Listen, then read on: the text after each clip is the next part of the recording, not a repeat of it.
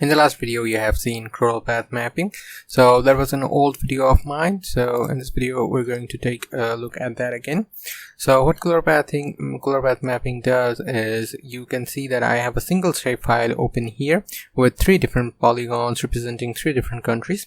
So if you try to change the color from here, as we know, we will be able to change the color, but the color will be changed for all of the polygons, not a single polygon.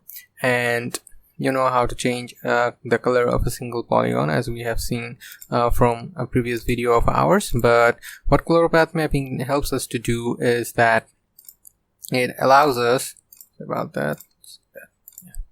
what it does is it allows us to show different polygons with the different colors of a single shapefile. So I want to see the 3 different countries with 3 different colors. So to do that, we're just going to do Choropleth mapping as we have seen in the previous video. Let's go to properties, let's go to symbology, let's go to categories, and then we're going to use the name 0 and add all values. We have Bangladesh, India and Pakistan.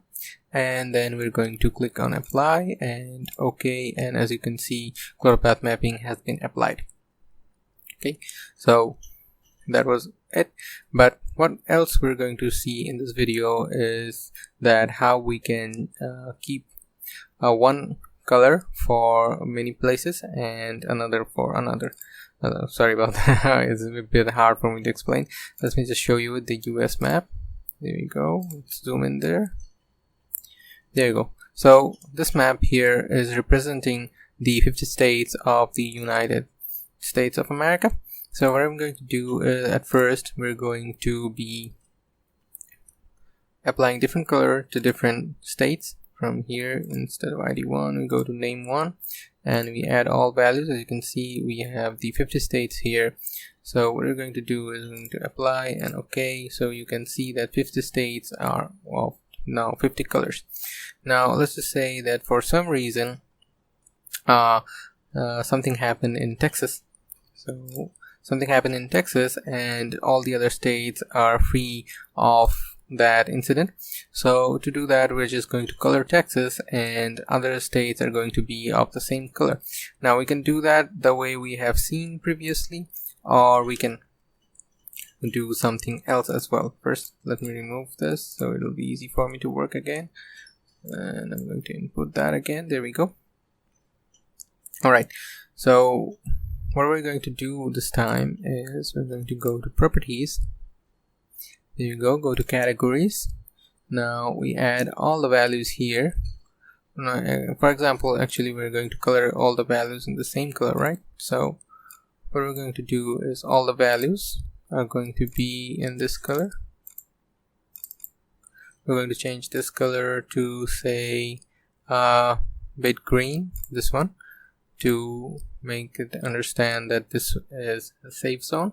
Click on apply, and as you can see, all of the states are now in green. Now we just want Texas to be in the red color. So to do that, I'm just going to click on the add values here, and since our field is chosen here as name 1, whatever is in name 1 is showing here. Okay, if you had a different field chosen here, then this table would have been different. So we're going to look for Texas.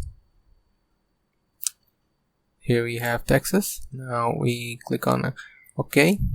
Now we have Texas here. Now I'm just going to change the color to red.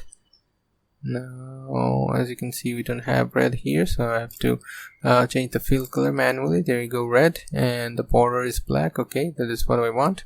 Click on OK and then click on apply and click on OK. As you can see, our mapping has been done now. Okay, now what else we can do is not related to Choropleth mapping, so we're going to be taking a look at that in the next video. So I hope you got to learn something new, and thank you very much for watching. If you have found the video to be useful, please like and consider subscribing to the channel, as it will enable me to make more videos like this one. Thank you.